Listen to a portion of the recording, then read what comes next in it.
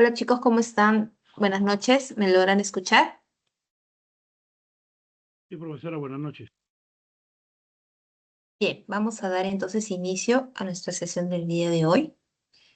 A ver, Tito, creo que así me pueden ver ustedes. Ya está.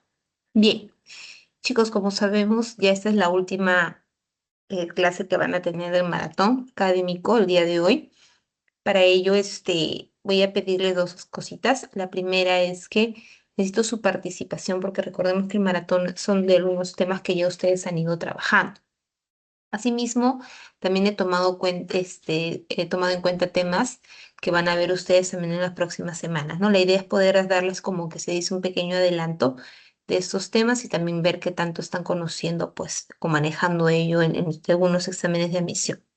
Bien, entonces esta participación que van a hacer ustedes lo pueden hacer mediante el chat o también lo pueden hacer a través de su audio, ¿de acuerdo? Bien. Aquí en la diapositiva vamos a iniciar entonces con la primera pregunta. En el caso de la pregunta 1, te dice, con respecto a las características de la literatura peruana, marca la alternativa que completa de manera correcta la siguiente afirmación. La literatura peruana contiene obras escritas y orales, es decir, introduce la producción en lengua castellana, así como en lenguas nativas. Considerando lo expuesto, es posible afirmar que se trata de una literatura.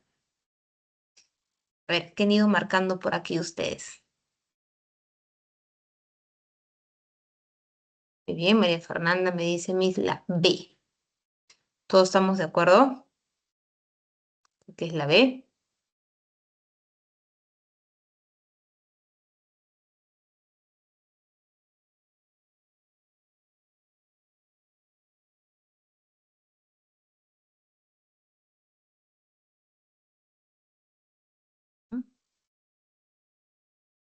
Muy bien, muy bien. Ajá, ahora sí.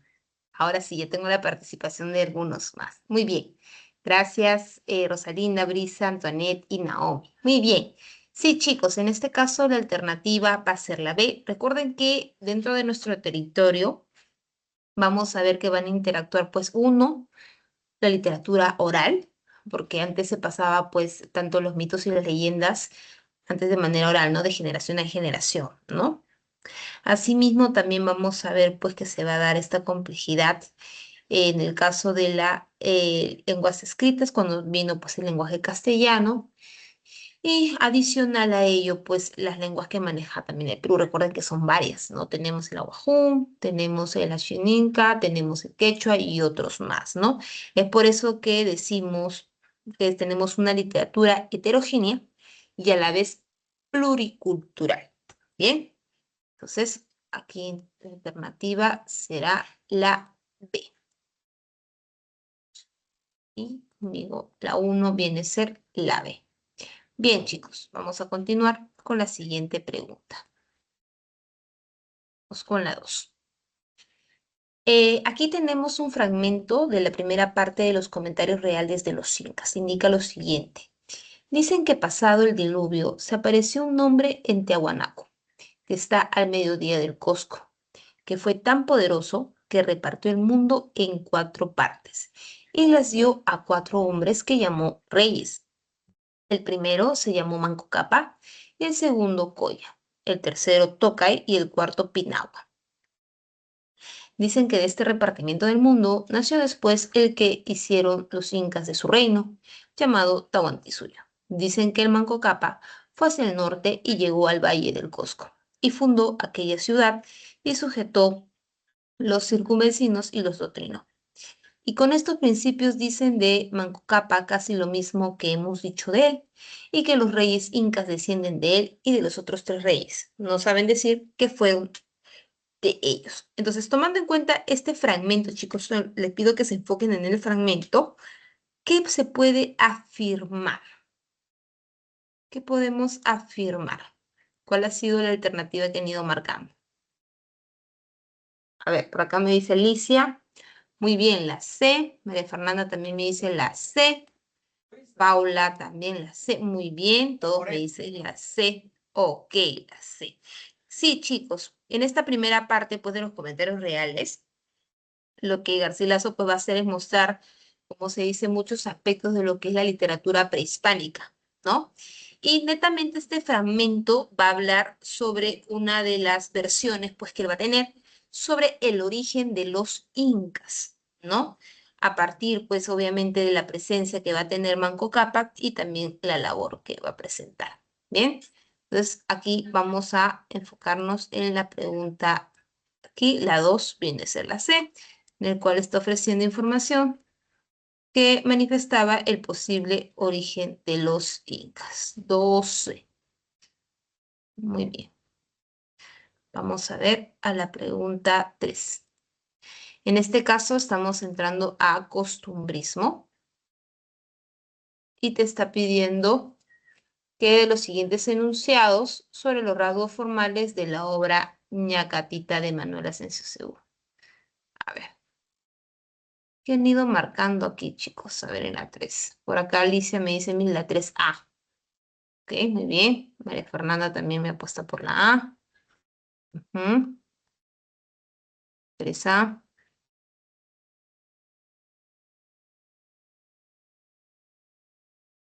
Ya, estamos todos.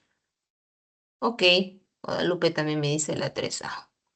Bien, muy bien, Naomi. Vamos a ver, ¿ya? A ver, en el caso de la 1, pues te dice, es una tragedia costumbrista que está dividida en 4 actos. Primero, tengamos en cuenta que no es una tragedia. ¿Ya? Esta palabrita está mal. Estamos hablando de una comedia costumbrista. Entonces, al ser comedia, esta primera parte, pues definitivamente es falso. 2. Predominan los versos de 11 sílabas, es decir, los endecasílabos. Recordemos que Manuel Asensio Segura se va a caracterizar pues, por la redacción de la división de 4 actos, pero estos versos van a estar divididos no en 11, sino en 8 sílabas. ¿Ya? Es octosílabo, no en decasílabo. Entonces acá también vas a encontrar, tiene que ser falso. Porque yo me estoy matando la cabeza con esto. A ver, ¿alguien tiene el audio encendido? Ok, gracias. Bien. Entonces, acá también tenía falso, chicos. No es 11, sino 8. ¿Respeta las unidades del teatro clásico, tiempo, lugar y acción? Sí. En esta época del costumbrismo, pues, se va a tomar mucho en cuenta estas unidades del teatro, ya, porque va a estar obviamente enfatizado lo que es el teatro clásico, ¿no? Y recordemos que Manuel Asensio Segura es conocido por ello, ¿no? Entonces, aquí se va a respetar la parte de los tiempos. Y por último, en los diálogos se van a emplear expresiones populares y coloquiales también. Manuel Asensio Segura, pues, utilizaba mucho lo que era la parte de los refranes, como por ejemplo el término vejete, o ¿sabes qué? Anda a freír monos, ¿no? Que son las palabras que normalmente utilizaba en sus obras, ¿no? Para eso él se sentaba, pues, en las plazas y, pues, observaba a la comunidad popular de la época, ¿no? Bien, entonces tenemos como respuesta aquí la E. Chicos, la E. Vamos a ver qué pasó acá. Acá está. La E. Bien. Ok, vamos a pasar ahora a la pregunta 4. A ver, tenemos acá un fragmento de un viaje que han ido colocando acá, chicos, en la pregunta 4. Ok, la D me dicen por acá. Muy bien. Sí, sí, sí, sí, sí, muy bien. Perfecto, muy bien. Fernanda, no. Alicia, ok, 4D. A ver, si vamos a ver el fragmento, ¿ya? Dice, llega el día de la partida, qué bulla, qué jarana, qué Babilonia, baúles en el patio, cajones en el dormitorio, colchones en el zaguán, diluvios de canasto por todas partes. Todo sale por fin y todo se embarca, aunque con bastantes trabajos. Marcha don Gregorio acompañado de una numerosa caterva, a la que pertenecen también, con pendones y cordón de San Francisco de Paula, las amantes hermanitas, que solo por el buen hermano pudieron hacer el horrendo y sacrificio de ir por primera vez al Callao. Las infelices no se quitan el pañuelo de los ojos y lo mismo le sucede al viajero. Se acerca la hora del embarque y se agravan los soponcios. Tengan en cuenta, pues, que aquí estamos ante Felipe Pardo de Aliaga, que era un anticriollista, ¿ya? Y pues él va obviamente a presenciar este evidente tono satírico, pues, ¿no? Donde se evidencia, por ejemplo, cuando habla de las hermanitas, ¿no? Primero de las hermanitas que acompañan en este caso al hermano y hacen el sacrificio de ir por primera vez, ¿no? La forma como le dicen, ¿no? El horrendo sacrificio de ir por primera vez al Callao. Está la primera parte satírica, ¿no? Y que también las infelices no se quitaban el pañuelo de los ojos. O sea, ahí está, está, como se dice, hablando de una forma burlesca, ¿no? Recordemos, chicos, que cuando hablamos del viaje, hace una crítica. Ustedes saben que ahí tenemos al niño Goyito, que de niño no tiene nada, ¿no? Estamos hablando de un señor de aproximadamente, pues, más de 50 años. Y pues en esa época era diferente que ahorita, pues, en el sentido de que acá no hay distinción de que, por ejemplo, tu hermano menor se casa antes que el mayor. No hay problema, ¿cierto? Pero en esa época no. En esa época, pues, si el hermano mayor no se casaba, las hermanas menores tampoco. Y pues la mayoría de mujeres, por respetar esa costumbre, se quedaban solteronas. Pues recuerden que ahí ser solterona era desde los 20 años, ¿no? Se casaban las mujeres a partir de los 14, 15. Entonces sacrificaban las hermanas. Siempre las hermanas eran de sacrificio. Muy bien, chicos. Entonces, ah, amarillo. Alternativa aquí viene a ser la D. 4D. Muy bien. Vamos con la 5. Y aquí vamos a enfocarnos en el estilo de las tradiciones presentes en el fragmento de Don Dimas de la tijereta de Ricardo Palma, ¿no? A ver, dice, y con esto, lector amigo, y con que cada 4 años uno es bisiesto, pongo punto redondo al cuento, deseando que así tengas la salud como yo tuve empeño en darte un rato de solaz y divertimiento. A ver, de acuerdo a las características de las tradiciones.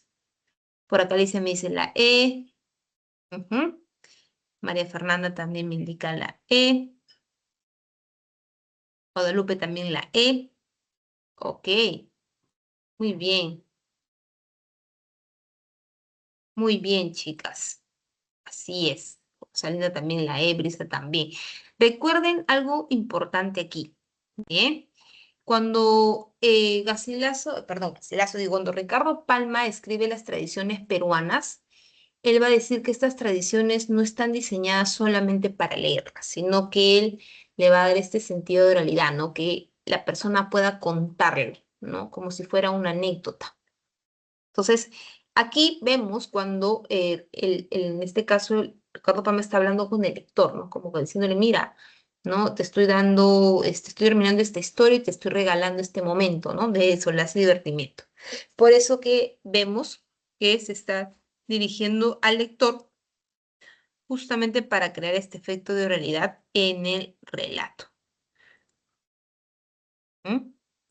¿Por qué no, por ejemplo, pues también me dijeron, pero ¿por qué no puede ser una actitud sarcástica? Porque no lo está diciendo de manera burlesca. Si bien está hablando con el lector, pero esta no lo está haciendo de manera burlesca, ¿no? Y no tampoco está tratando al lector de una manera burlesca. Entonces, por eso tampoco puede ser la alternativa B. ¿Ya? Listo. Bien. 5E. Muy bien. Vamos con la pregunta 6. A ver, chicos, que han ido marcando en la 6. Por acá me dicen, muy bien, 6A. María Fernanda Ábalos también me dice la 6A. Ujú. Por acá me indican la A. Ok, vamos a ver. Me está pidiendo aquí característica de la producción literaria que va a tener Abraham Valdelomar. Para recordar, Abraham Valdelomar está en el movimiento Colónida, ¿cierto? El movimiento Colónida apostaba, como se dice, por el hogar provinciano, ¿no? A ver. que dice, era un viejo dulce y bueno, y lo hacía muchos años al decir de mi madre, que llegaba todos los días a la misma hora con el pan calientito y apetitoso, montado en su burro detrás de los dos capachos de acero, repletos de toda clase de pan, hogazas, pan francés, pan de mantecado, rosquillas. Madre escogía el que habíamos de tomar y mi hermana Jesús lo recibía en el cesto.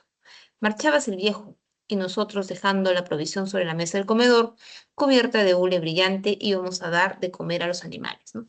Primero vemos que obviamente no es un hogar, pues, como se dice, un hogar costeño de ciudad, porque pues por lo que vemos aquí, ¿no? Lo primero, uno habla que el que vendía el pan era un viejito que llegaba todos los días, ¿no? Llegaba todos los días en que primero llegaba en un burrito. Dos, habla también de cómo la madre escogía lo que debían que tomar, cómo la hermana lo recoge y cómo los niños iban a comer, a darle de comer a los animales. Entonces vemos que aquí definitivamente hay todo como se dice, un recuerdo, ¿no? Que tiene el autor sobre la vida del hogar. Entonces, acá hacemos evocación a lo que viene a ser escenas familiares y vivencias que son parte, pues, de la infancia del autor. Por eso vemos aquí que en el caso de las 6, la alternativa, como bien me han dicho las chicas, va a ser la A. 6A. ¿Bien? Ok. Bien. ¿Está? Con la pregunta 7.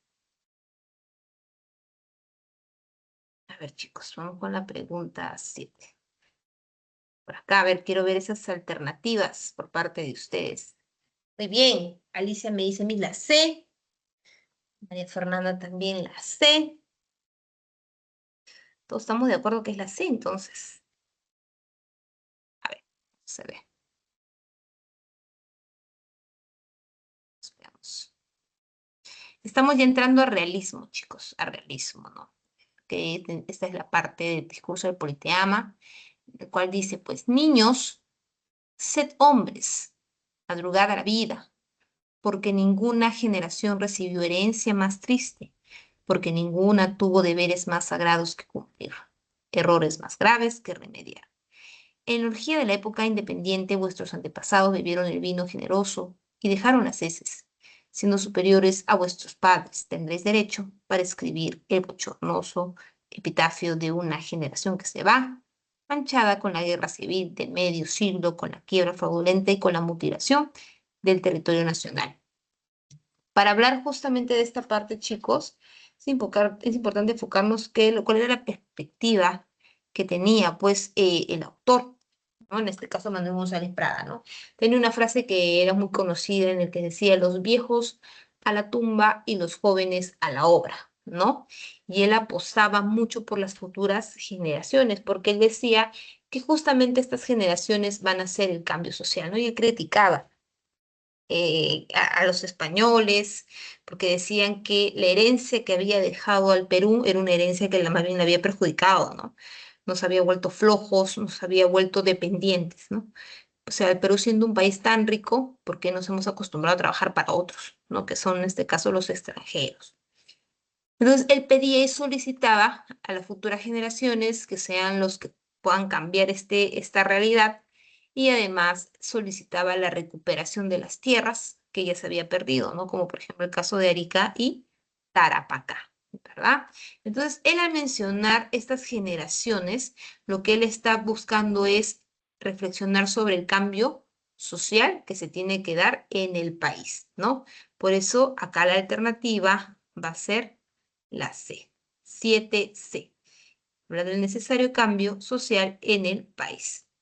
Bien, chicos. Ok. Vamos a ver con la siguiente pregunta. Y aquí ya nos vamos a basar en Clorinda Mató de Turner con el argumento pues de la obra Aves sin nido. Por acá ya se han ido adelantando. Muy bien, María Fernanda, muy bien, Alicia. Me han puesto por acá para María Fernández la 8A. Para Alicia, la 8 es la B. ¿Qué dicen los demás chicos? A ver, vamos a ver quién desempata por acá.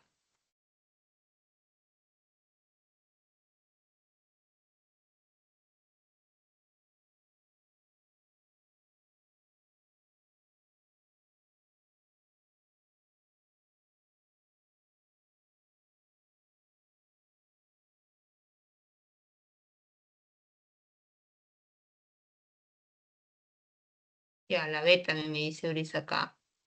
Ah, aquí, Rosalinda también la A, la B. A ver, vamos a ver, vamos a ver, vamos a ver. A ver, a ver.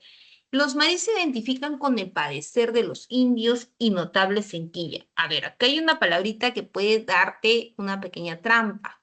Si bien los marín entendían el sufrimiento, se apiadaron pues de los indígenas, sobre los abusos que estaban teniendo, pero no se apiadaron de los notables, porque recuerden que quien cometía estos abusos eran ellos, pues no Sebastián, el cura Pascual, y también teníamos pues al juez, ¿verdad? Entonces, si bien se padecía de los indios, no lo hacía de los notables. Entonces acá sería falso.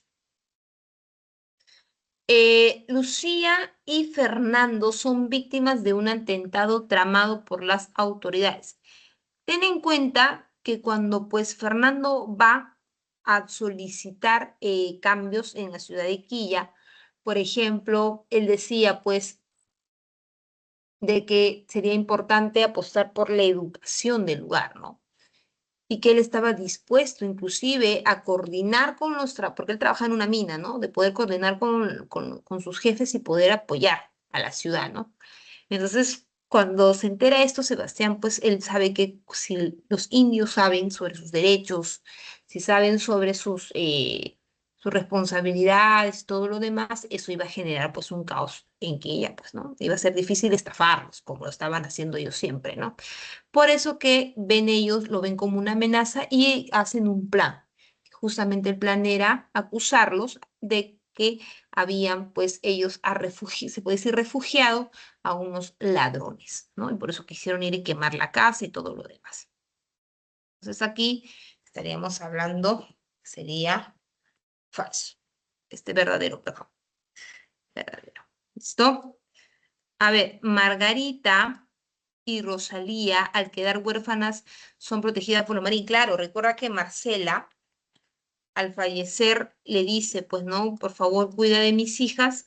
Y ahí también le menciona que su hija mayor, Margarita, no era hija de Juan, sino que era del antiguo obispo, ¿no?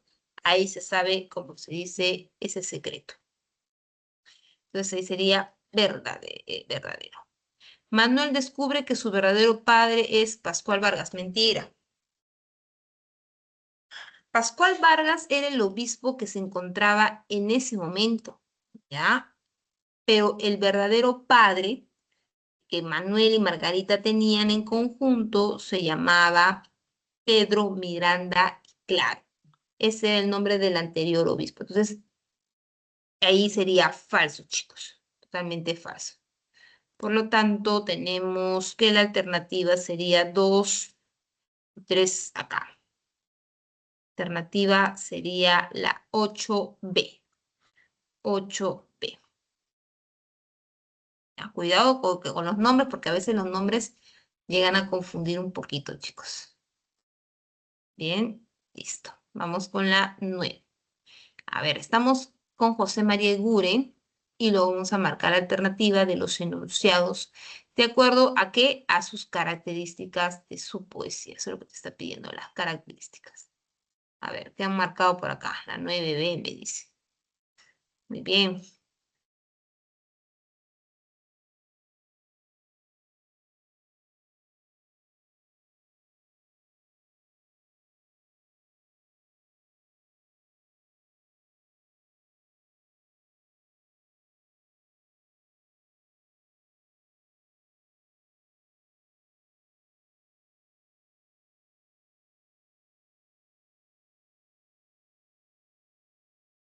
Ve, dicen los demás. Vamos, chicos, vamos. Sé que están un poco cansados, ya sé que son las 2 últimas horas, pero sí se puede. Vamos.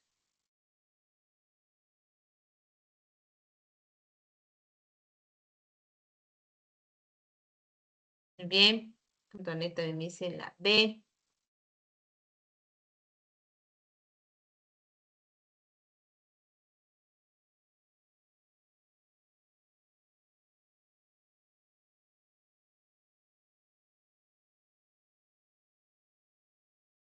Ya. Cuando hablamos de Guren, chicos, cuando hablamos de Guren, vamos a enfocarnos en algunas características precisas de él, ¿ya? Una de ellas, pues, que tiene relación con el simbolismo es la orquesta musical.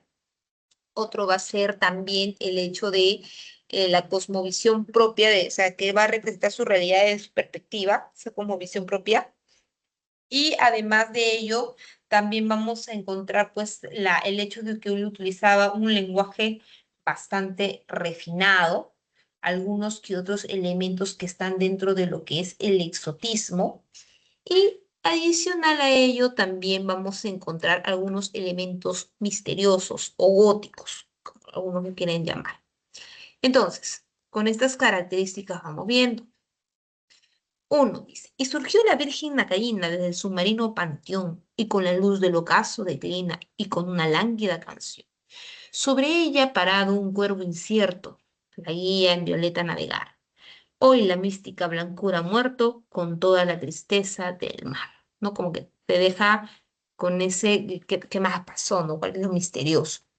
Entonces, ¿se sugiere una atmósfera plenamente misteriosa? Sí, podemos evidenciar que está utilizando estos elementos, pues, ¿no?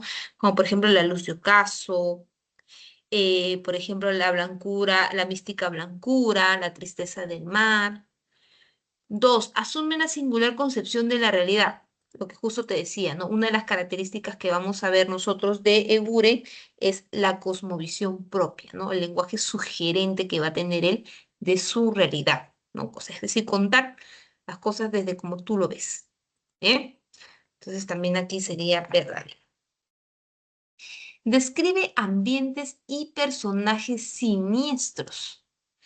Vemos elementos como, por ejemplo, la Virgen, por acá ver el mar, la luz, pero esto de aquí no son ambientes siniestros, ¿no? Más que nada son aspectos, pues, como se dice, no, normales o generales, ¿no? No tiene nada ahí de siniestro. Ay, ok. Eso acá también sería falso. Lo que sí hubiera sido interesante es quizás elementos exóticos, porque eso sí, Eguren sí lo utilizaba, el exotismo era parte de su poesía.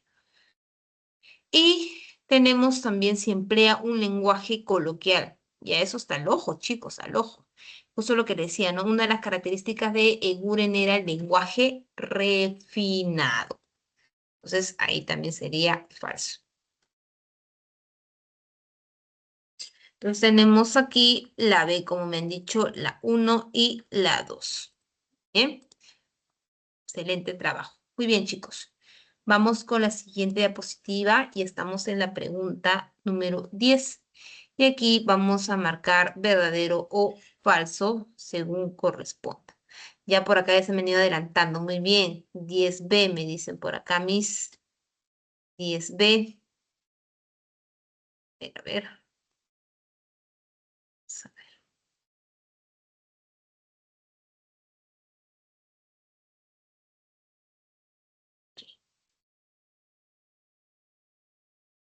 Acá también la B me dicen ya. Vamos a analizar.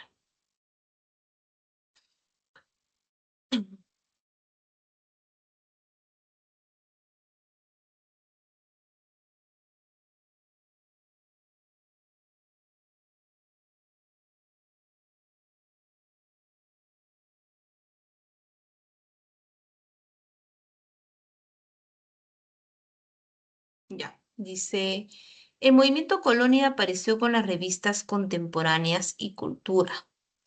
Posteriormente se consolidó en el año 1916. Abraham Mar constituyó como el líder de este conjunto de escritores. Y Colonia asumió una actitud crítica y rebelde contra las modas y el elitismo aristocrático conservador de la época. Los integrantes del movimiento sintieron una admiración por la belleza y sus obras resaltaron el cosmopolitismo de la vida ciudadana. Entonces aquí, claro. Antes del movimiento, la revista Colónida como tal, chicos, estaba pues esta revista Contemporáneas, ¿ya? Eh, entonces, aparece inicialmente va a aparecer con esta revista, ¿ok? Inicialmente, después ya se consolida como colonia como tal. Posteriormente se va a consolidar en el año 1916, sí, el que va a tomar, como se dice, el liderazgo de este movimiento va a ser Abraham Valdelomar, porque recuerden que él era pues uno de los que proponía el hecho de que el provinciano pueda salir adelante.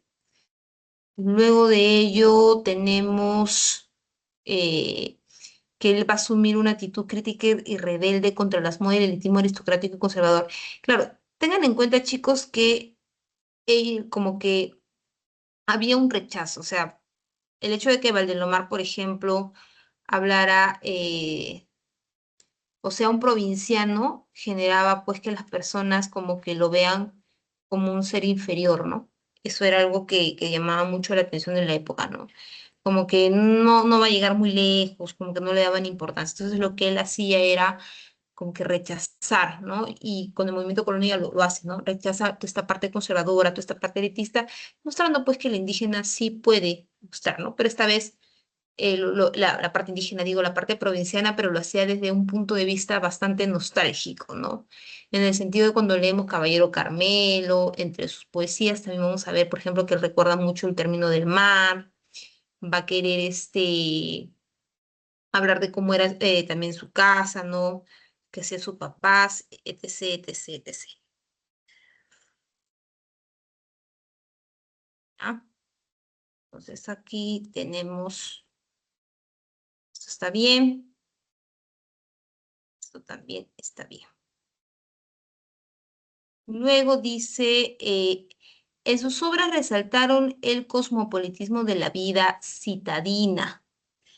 Tengan en cuenta, chicos, que no hablamos de una vida citadina, sino vuelvo a repetir, era una vida totalmente provinciana. Entonces, falso, verdadero, verdadero, falso. Esa es la alternativa, como bien me han dicho por acá, la alternativa sería la B de besito. ¿Bien? La B de besito. Ah, bien. Perdón un ratito, no sé qué pasa con mi laptop. Ok, listo. Vamos con la 11. A ver, estamos ya en vanguardismo, chicos. Vamos a ver en vanguardismo. ¿Qué han ido marcando ustedes aquí, chicos, en vanguardismo?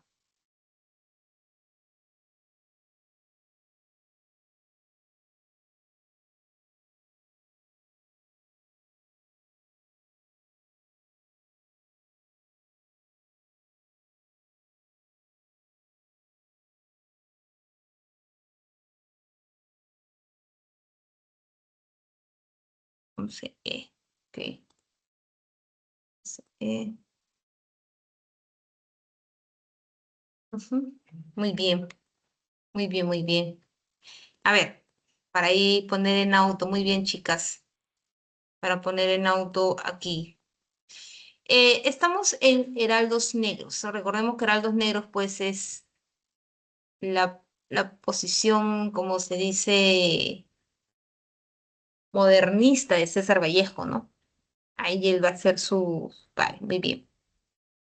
¿Qué dice? A ver, una mosca llorona en los muebles cansados. Yo no sé qué leyenda fatal quiere verter. Una ilusión de orientes que fugan asaltados. Un nido azul de alondras que mueren al nacer. En un sillón antiguo sentado está mi padre. Como una dolorosa entra y sale mi madre, y al verlo siento algo que no quiero partir. A ver, vamos a destacar. Primero habla pues un poco del ambiente del lugar. Hablamos de muebles cansados, de una mosca llorona, o sea, en este caso pues los muebles totalmente podemos inferir que es un mueble viejito, ¿no? Es un mueble viejito, un mueble cansado. Y una mosca llorona, o sea, de por sí la mosca hace un zumbido, ¿no? Como todo está en silencio, se escucha más ese zumbido de la mosca llorona, ¿no? Como llama César Vallejo. Por otro lado, hace referencia pues a cómo está su papá. El papá está en un sillón, como se dice acá, sentado, y su mamá que entra y sale del lugar como una dolorosa. Entonces, tomando en cuenta ello, vemos pues que él hace referencia pues a su ámbito hogareño, ¿no? Cómo era el hogar. Entonces aquí en el caso de la 11, la alternativa va a ser la E. 11E. ¿No? 11E. Muy bien. Excelente, Antonet. Muy bien, chicas. Vamos con la 12.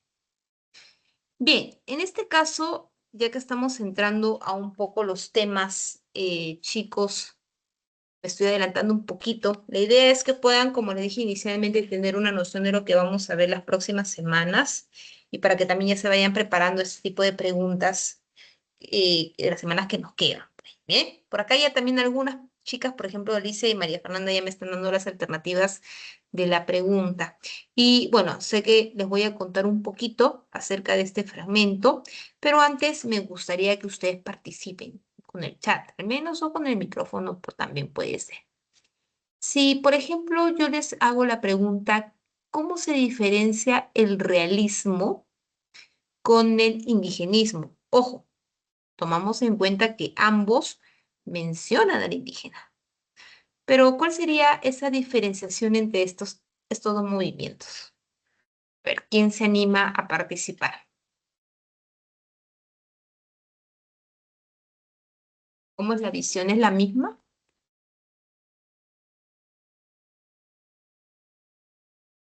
Puedes decirlo por el chat o por el micrófono, ¿ah?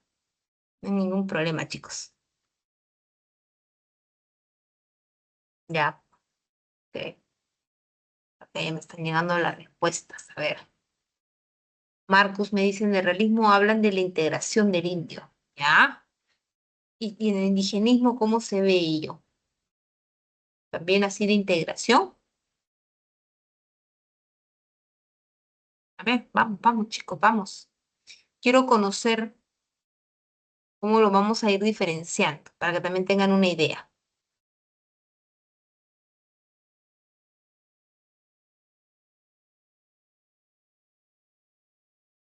¿Eh?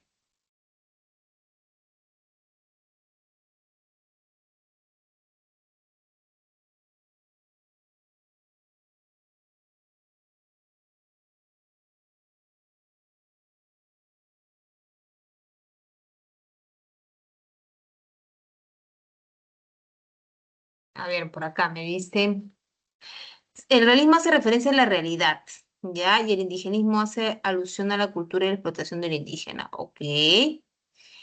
Por acá me dice, el indigenismo muestra al indio como personaje, en cambio el realismo lo toma como parte del ambiente. ¿Ya? En el realismo el indio es como un adorno, pero en el indigenismo ya se toma en realidad, se toma su realidad en sí. Ok. El realismo hace referencia a la realidad social y es objetivo. Ok, ya. Ya estoy más o menos conociendo sus posturas. Ese es un complemento del realismo. El indigenismo lo aborda como un tema. Ya. Ok, ok. Recuerden que cuando hablamos de realismo vamos a encontrar pues a Clorinda Mato de Turner y también a Manuel González Prada, que lo van a mencionar. Ustedes han dicho en sus obras, ¿no? Y van a también a relacionarlo con los abusos que sufría. Pero el detalle aquí va a ser el punto de vista, la visión. El realista es como que el indígena es un pobrecito, o sea, es como que necesita de alguien para surgir, ¿no? Por ejemplo, en el caso de Aves sin nido, ¿no?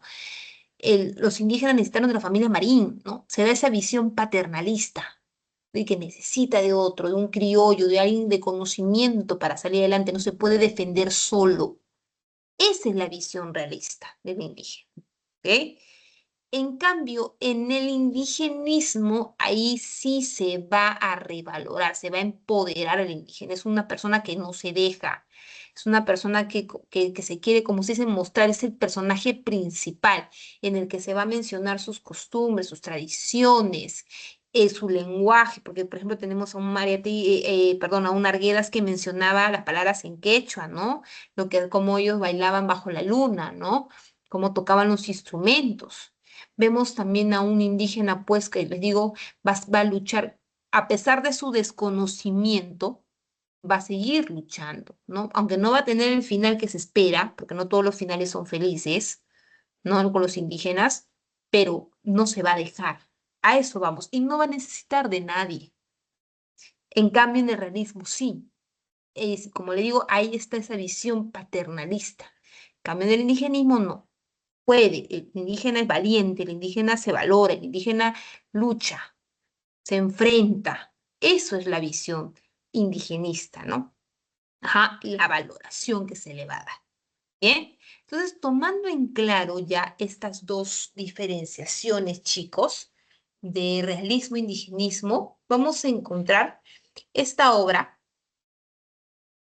que es El mundo es ancho y ajeno de Ciro Alegría. Recuerden pues que Ciro Alegría era un abogado y que él lo que hacía era como recogía casos de indígenas. Él se inspiraba mucho en estos casos para poder escribir, ¿no? Pero no conocía, como se dice, a profundidad, ¿no?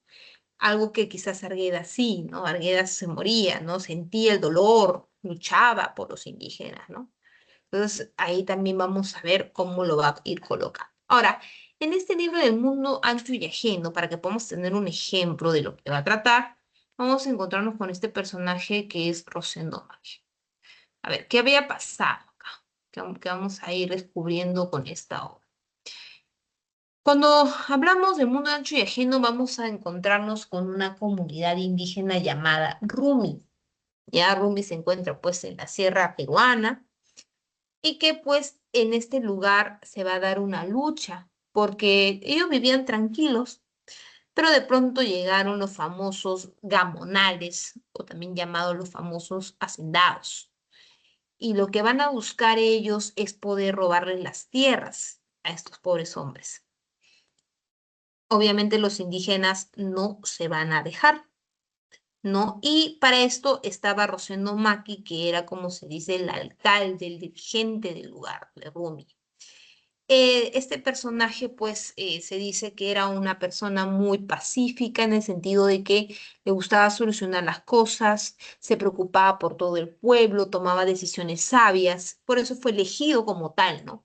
Como el gobernador, como se puede decir, el alcalde del lugar de Rumi. Entonces, él cuando ve esta situación, que se están, que vienen los hacendados y que quieren llenarse todas las tierras, él decide, ¿no? Ir,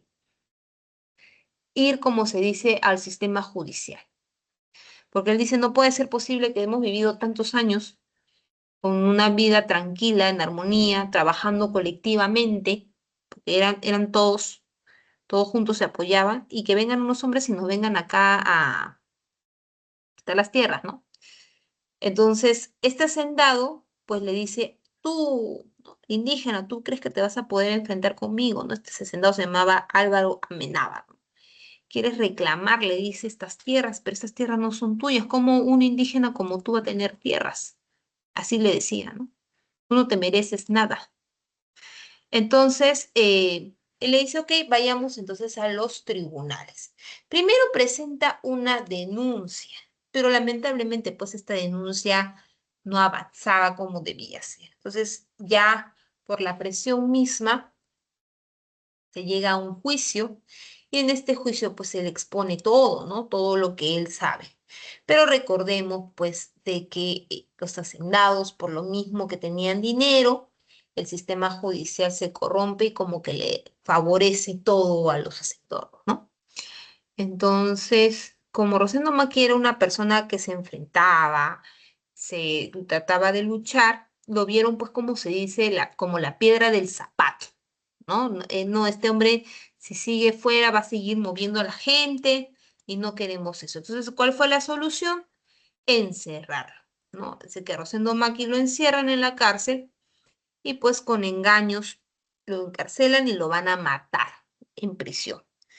Como él era el líder nato de este lugar, de Rumi, pues eso va a hacer que la comunidad, pues poco a poco se vaya debilitando, ¿no? Y ya también, pues al inicio se indignan los indígenas porque dicen cómo han podido matarlo. Los indígenas tratan de resistir ante los gamonales, pero los hacendados de todas maneras van a despojar sus tierras, ¿no? Y es por eso que muchos de los que pertenecían a este lugar lo que van a hacer es dispersarse, ¿no? Algunos se van a ir a la costa, otros van a agarrar otro trabajo como peones, ¿no? Y así pues se va perdiendo la identidad de Rumi, ¿no? Por eso que dice, pues que la ciudad, en este caso el mundo es ancho, porque entramos todos, sabemos todo, pero ajeno, porque no todos tenemos los mismos derechos, ¿verdad? Entonces, aquí, en este fragmento que les estoy mostrando a continuación, indica, ¿no? Rosendo Maki declaró, hablando con fervorosa sencillez, del derecho de la comunidad de Rumi, de sus títulos, de una posesión indispuesta que todos habían visto a lo largo de los años, de la misma tradición que afirmaba que esas tierras fueron siempre de los comuneros y de nadie más. La voz se le ahogó de emoción y hubo de callar un momento para reponerse. Luego el juez inició su pormenorizado y estricto interrogatorio, según los dichos de los testigos presentados por Ignacio. Si yo te pongo este fragmento aquí,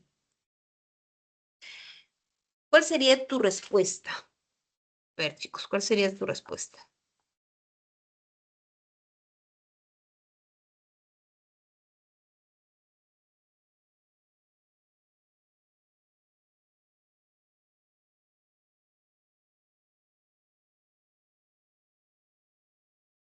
Ah, me he puesto la B. Ajá. B, la B, la B, la B.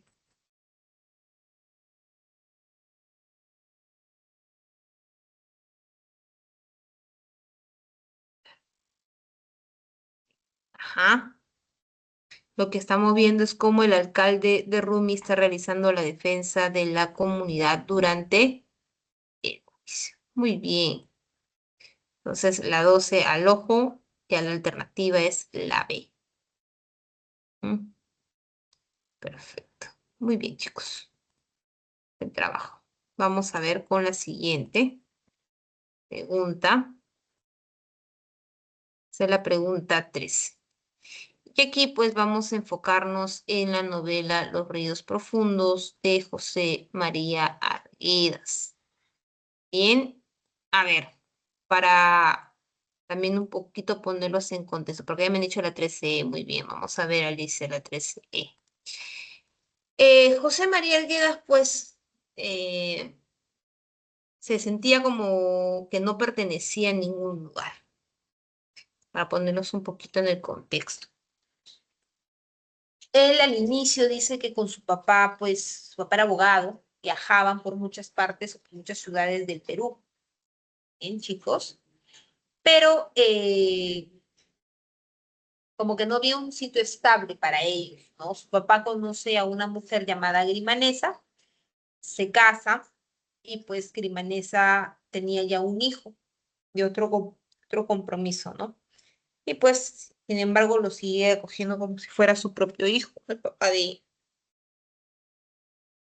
este autor. Entonces, José María dice que cuando su papá se iba de viaje y la dejaba con su madrastra lo que hacía era tratarlo mal. Dice que no le permitía ni siquiera compartir la mesa.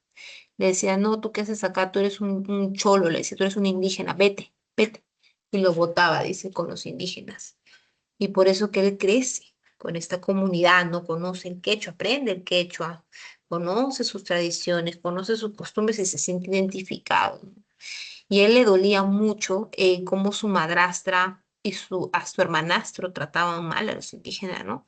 E inclusive se dice de que él tuvo que presenciar cómo su hermanastro violaba a una indígena, ¿no? Abusaba de ella.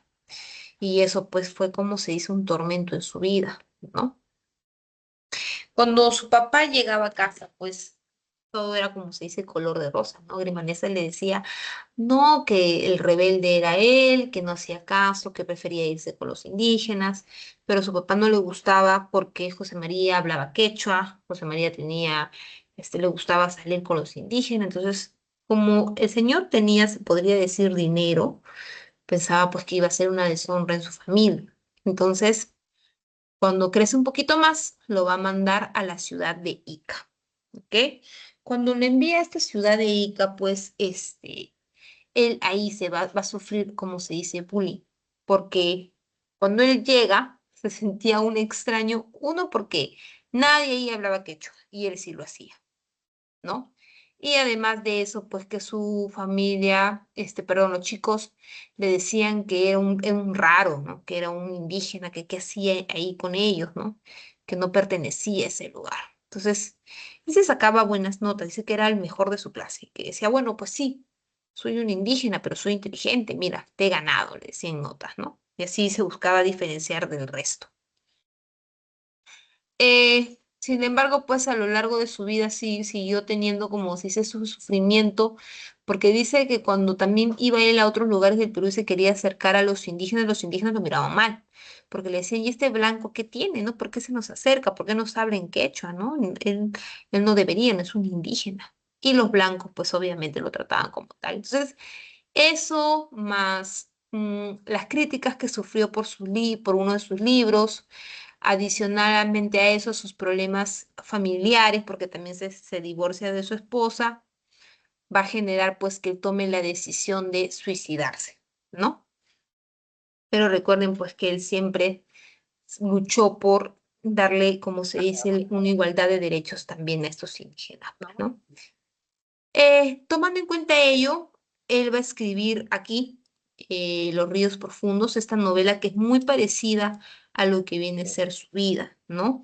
Y acá vamos a encontrarnos pues con el personaje de Ernesto, que igual que como indica eh,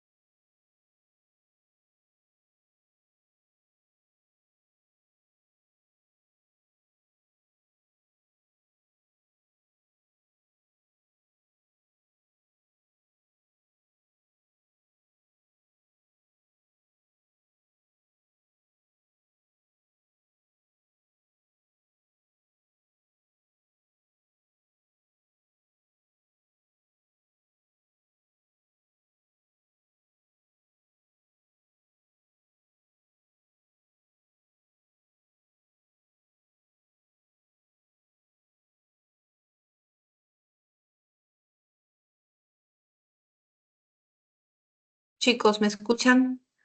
Mi internet tuvo un lapsus ahorita. Perdónenme. ¿Me logran escuchar?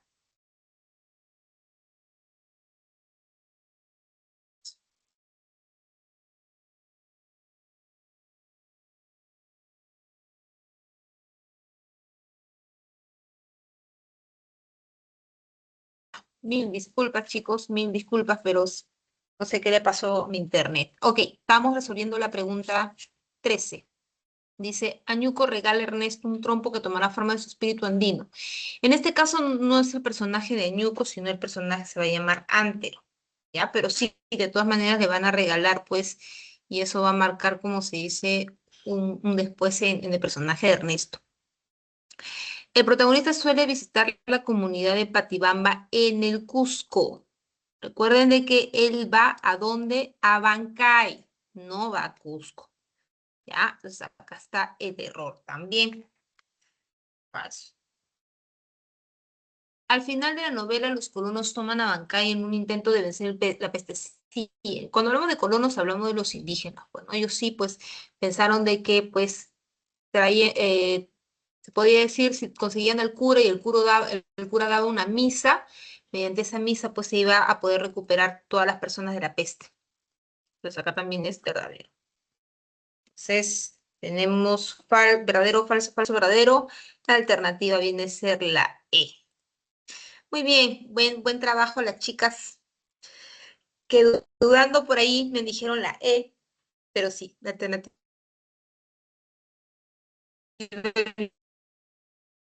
Vamos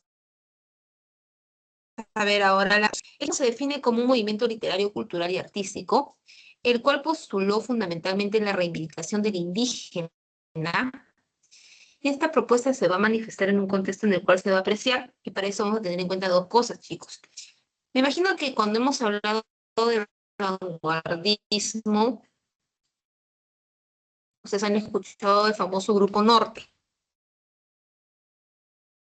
Justamente este Grupo Norte está relacionado con un partido que surge después con, bueno, a ver, le voy a dar una pista ya y usted me va a decir de qué partido estoy hablando.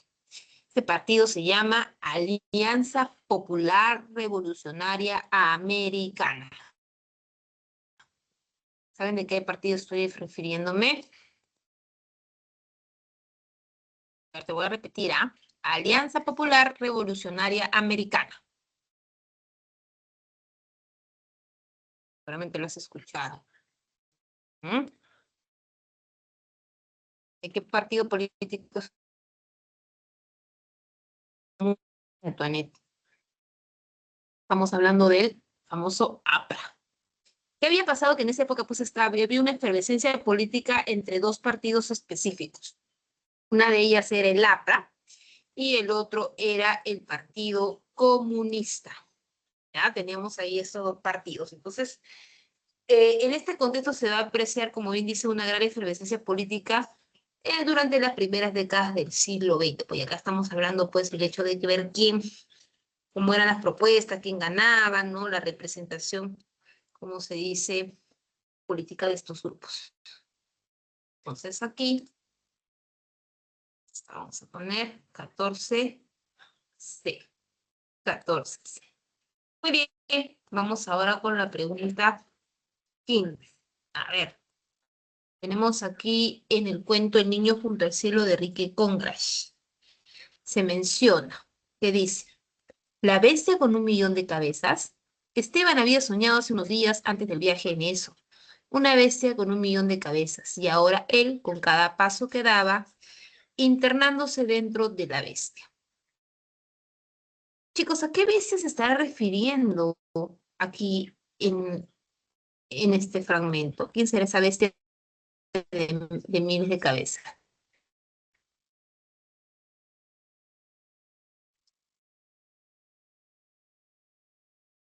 La capital de Lima, muy bien.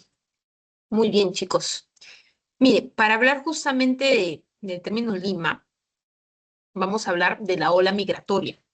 Recuerden de que hubo un tiempo, pues más o menos estamos hablando de la generación del 50, en la que la provincia viene acá a Lima, porque justamente buscaba mejores oportunidades, pero el detalle es que Lima no estaba acostumbrada, pues no estaba preparada a esa magnitud de personas, ¿no? Entonces aquí en El Niño junto al cielo vamos a hablar pues un poco sobre lo que le pasa a Esteban. Mm, las personas, como se dice, que vienen de provincia, de inocencia, como se dice, eh, vienen de un lugar donde se trabaja en conjunto, están acostumbrados al campo, mientras que acá en Lima se dice que está esa cultura de la viveza, ¿no? Como se dice, cuanto más vivo, mejor eres acá. Entonces, se dice que Esteban ya sabía que iba a venir acá a Lima con su mamá para poder buscar ese futuro prometedor. Pero su tío dice que cada vez que le preguntaba por Lima, su tío le mandaba, dice, imágenes del centro de Lima, por ahí de Miraflores, ¿no? Cerca al mar, y decía, wow, no, eso es Lima. Pero cuando llega a venir, ya del todo, su tío lo va a llevar, dice, al cerro. No y se sorprende, dice, esto es Lima, dice, pero esto estoy en el cerro, ¿no? Esto no es como las fotos que mi tío me enseñó. Pero bueno, a pesar de eso, él trata de salir adelante. Su mamá pues estaba buscando trabajo y se le estaba ofreciendo el trabajo pues de ser una persona que apoye en las labores del hogar, ¿no? Entonces, Esteban en esa exploración que estaba haciendo la ciudad, pues él se encuentra con la sorpresa de que estamos en una Lima como él llama deshumanizada, una Lima caótica y por eso habla esa mención a la bestia de miles de cabezas. Eh, Cuando él llega, tiene la suerte de encontrarse un billete por ahí tirado en el piso. Pero él, vuelvo a repetir, dentro de su inocencia, va y encuentra a un niño en la calle, que es un poquito mayor que él, y le cuenta, le dice, mira, he encontrado este billetito.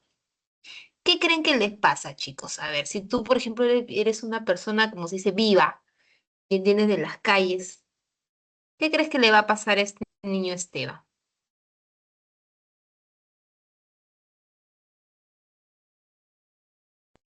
Se lo van a quitar. Quitarse ya, es una posibilidad, le quitan, dice, ¿no? Ya, pues. Esteban dice que estaba feliz porque dijo, bueno, con esta platita voy a ayudar a mi mamá. El detalle es que este niño, que era un poco más grande, le dice, mira, pero ¿no te gustaría duplicar tu ganancia? Mira, ponemos un negocito, le dice, ¿no? Y así ganas tú y gano yo, tú pones la capital, te vas a llevar un poquito más y yo te ayudo, ¿no? Entonces Esteban estaba feliz porque dijo sí, ¿no? Entonces el niño lo lleva, dice, a unos huequitos donde él compra revistas a buen precio. Y pues le dice, mira, vamos a estar parados en esta calle y aquí vamos a vender nosotros estas revistas. El niño dice que se quedó, Esteban, pero se quedó anonadado porque dice que la gente compraba las revistas. Pero ya se estaba haciendo tarde y comenzó a darles hambre.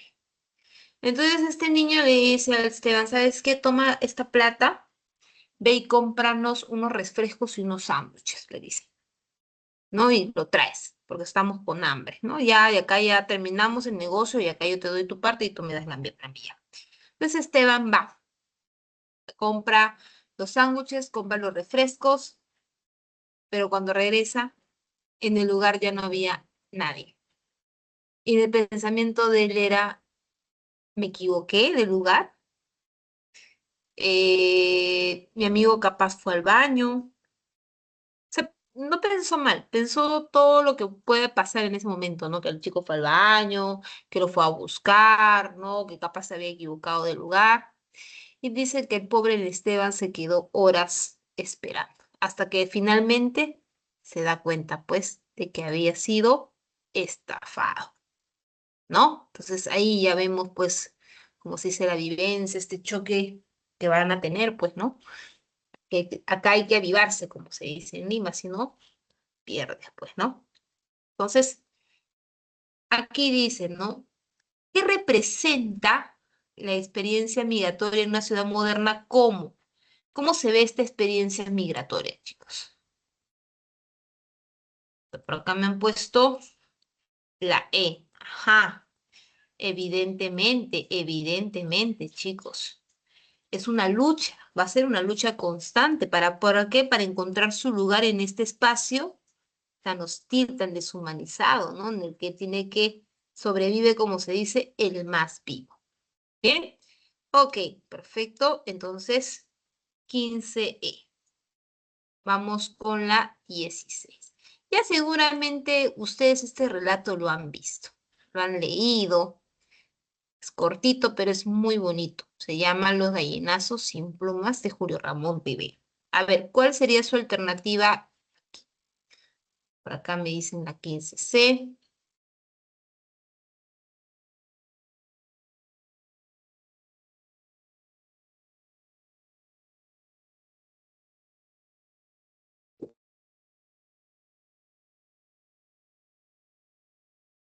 A ver, chicos, ¿todos estamos de acuerdo con la C?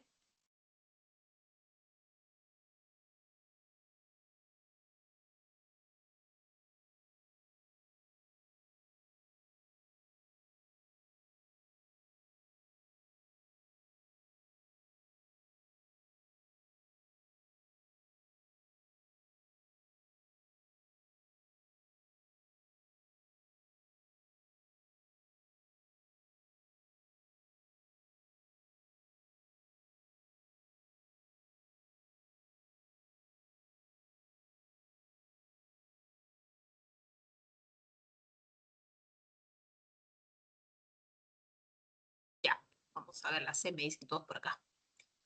Dice, Enrique se lastima el pie y no puede ir al muladar con su hermano. Efraín, es al revés. Efraín es el que se lastima el pie y no puede ir, pues lamentablemente, al muladar con su hermano. El cerdo Pascual devoró al abuelo debido a que éste saltó en el chiquero. Y acá sí es importante aclarar algo. Primero,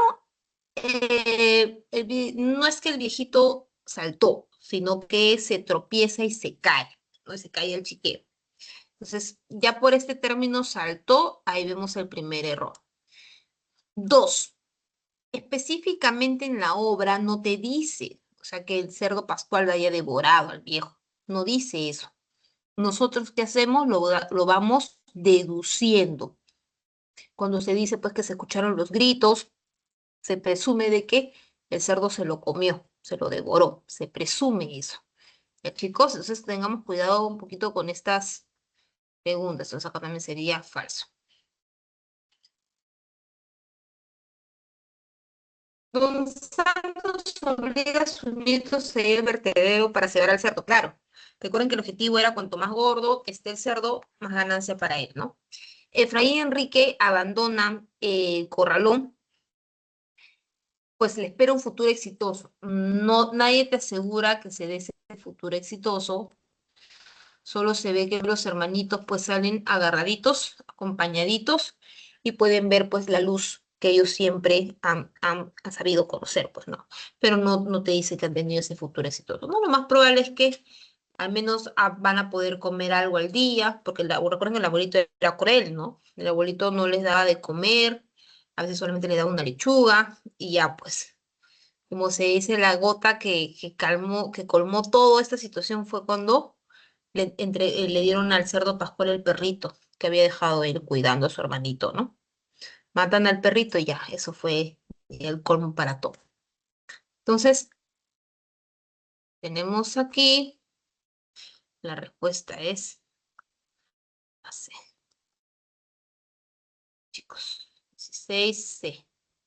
Acá me han dicho muy bien la C. Vamos en buen camino, chicos. A ver, vamos en el caso de la 17.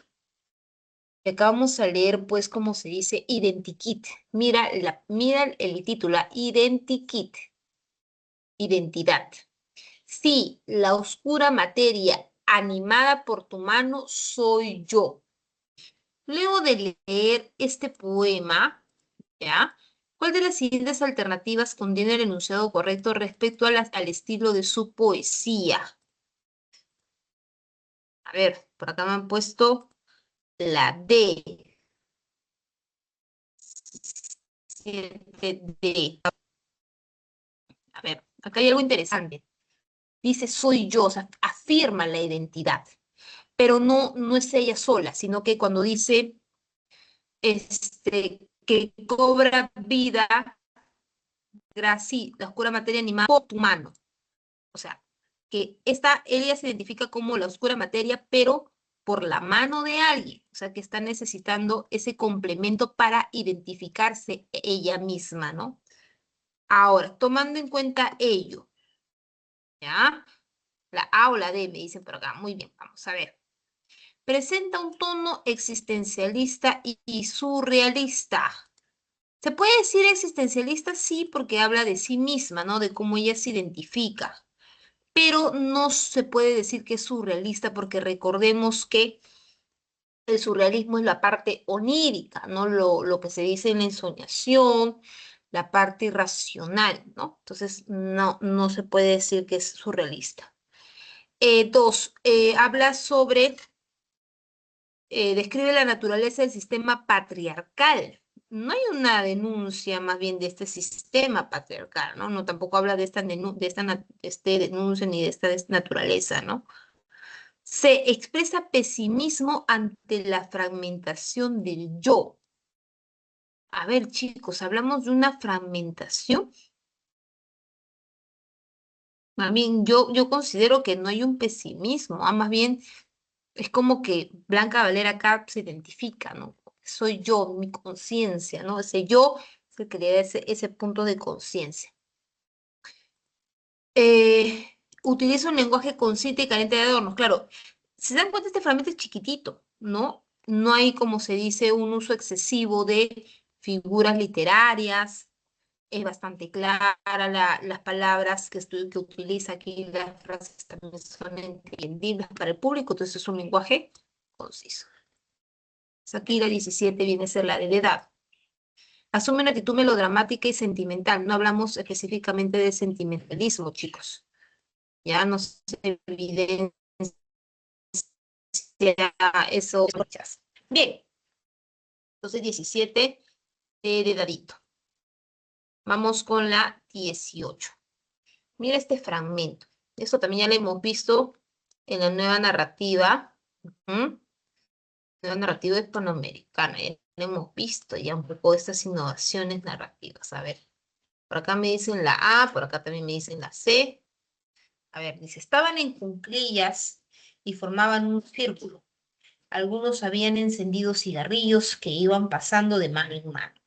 La habitación comenzó a llenarse de humo cuando el jaguar entró al baño, precedido por Cava.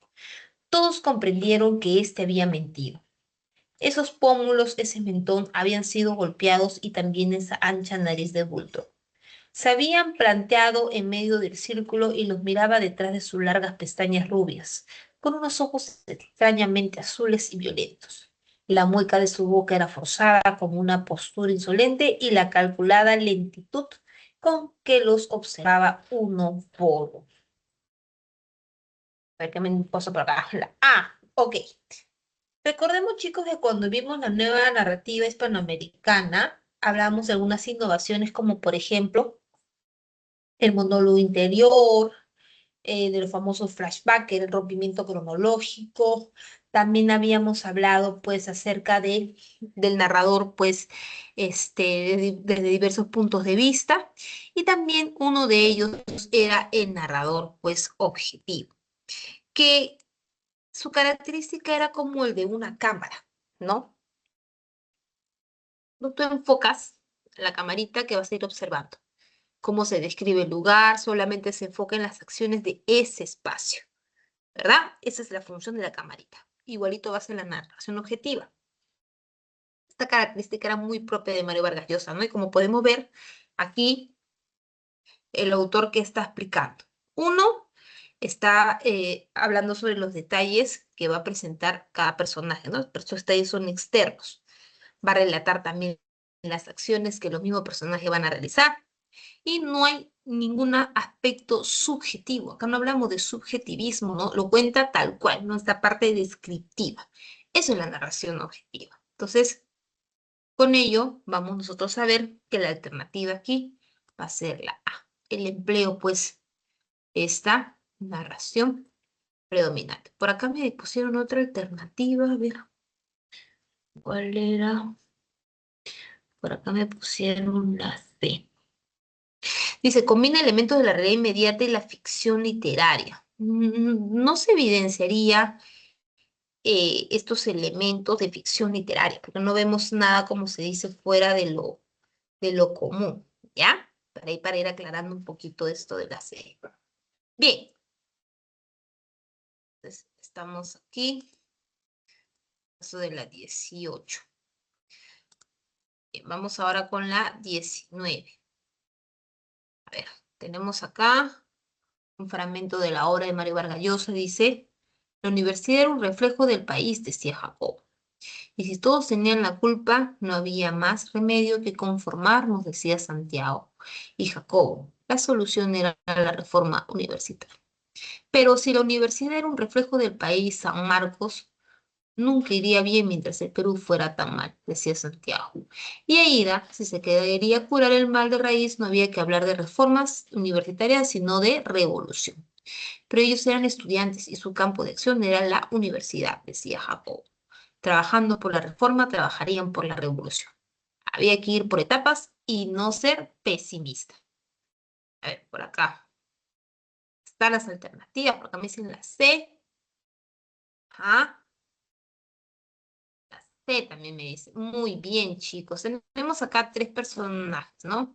A Jacobo, por un lado. Tenemos también a Santiago.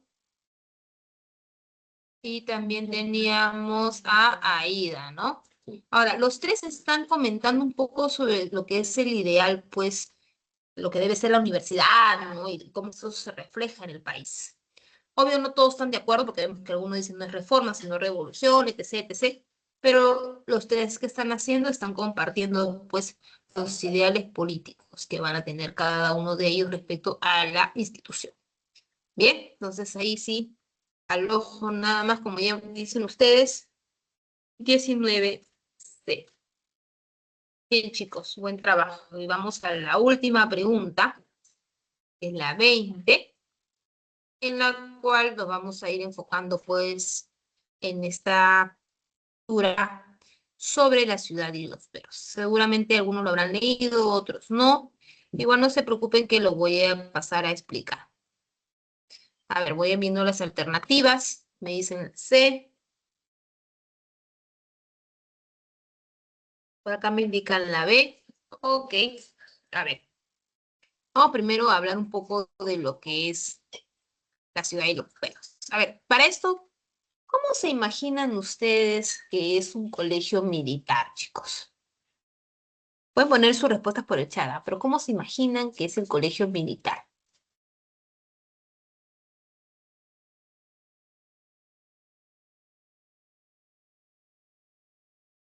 A ver,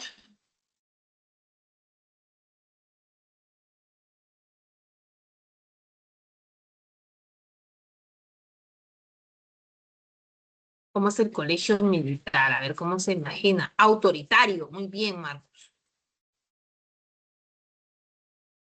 ¿Ustedes creen que el colegio militar, siendo autoritario, sí genera cambios en los jóvenes? Estricto, me dice. ¿Habría uno en los jóvenes? Seguramente por acá algunos de ustedes pues habrán sido amenazados en algún momento, ¿no? Que le dicen, te voy a poner en el colegio militar, dice, ¿no? Para que te pongas en orden, ¿no? ¿Mm? Estricto, muy bien. Ahí también tenemos la violencia también, ¿no? Parte de la violencia, que ahí sí, como se dice, se entiende con golpes, ¿no? Bien, ya que por ahí me han ido comentando un poco, la ciudad de los perros justamente era pues, un llamado Leoncio Prado. Pero el detalle aquí, chicos, es que había pues dentro de este colegio, como se dice, discriminación, porque siendo sinceros, ahora no sé si ustedes han leído Mario Vargas Llosa, pero es un poco a veces directo para escribir, ¿no? Cómo se choleaban entre ellos, ¿no? Ay, ¿no? E inclusive, dice que cuando uno era novato, se ingresaba recién a este colegio, se hacían las famosas iniciaciones, ¿no? o los hacían trabajar, ¿no? Oye, mira, tú novato, ya te toca a ti limpiar el baño, ¿no? Que era responsabilidad de los mayores, pero aún así lo mandaban a los novatos porque tenían que cumplir, ¿no? Entonces, ¿qué había pasado? O sea, para la fachada del colegio todo estaba bien. O sea, la parte de por los superiores, por los maestros, el colegio iba muy bien, pero no sabían, no tenían idea de todo lo que pasaba detrás de esas puertas, pues, ¿no? O de la realidad de los estudiantes. Que, como les decía, estos chicos, pues, algunos de ellos tenían plata. Solo que, bueno, pues el papá decía, pues, te me pones rebelde, te llevo, pues, al colegio, ¿no? Y pues, como todo espacio, había un líder. En este caso, el líder se va a llamar el jaguar, ¿eh?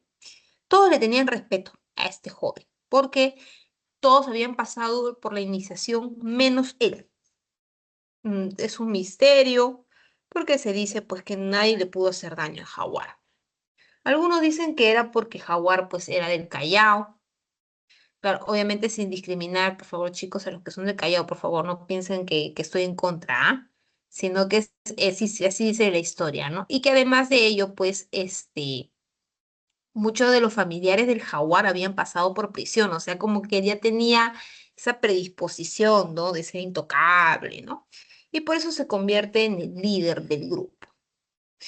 Entonces, a Jaguar se le ocurrió robar el examen de química porque él decía que estaba muy difícil y pues no estaba para perder su tiempo, ¿no? Él tenía que pasar porque si no en su casa le iban a hacer problemas.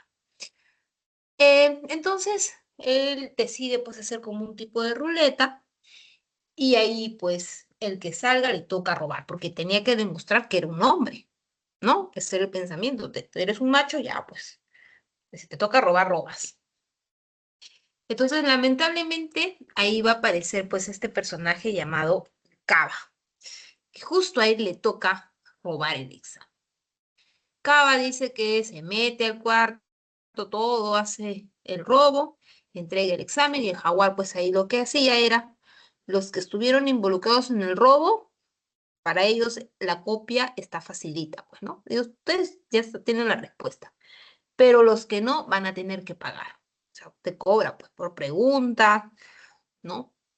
Entonces, obviamente, los superiores se van a percatar que el examen ha sido robado y encima se han copiado, ¿no? Porque qué raro, ¿no? Que todos salgan bien, ¿no? Es sospechoso para un profesor. Entonces deciden investigar, porque esa es una falta grave.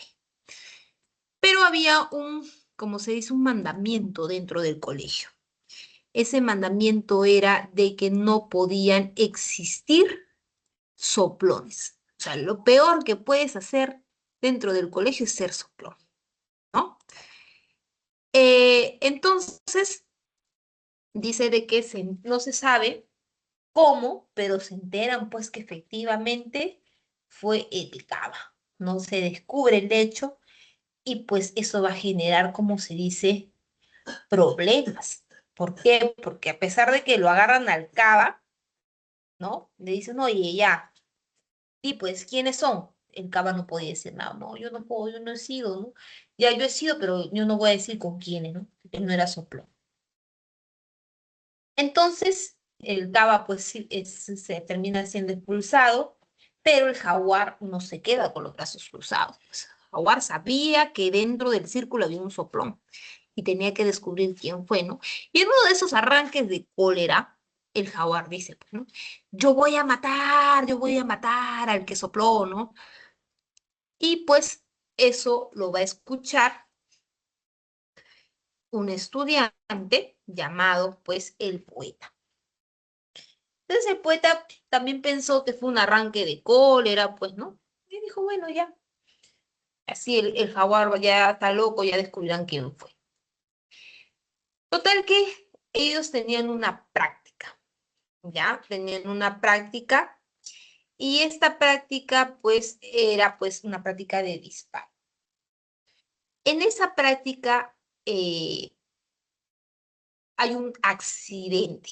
Se dice que fue un accidente en el que una bala le va a caer, pues, a el esclavo, que se llamaba Ricardo Arana, ¿no? Matan al pobre Ricardo Arana.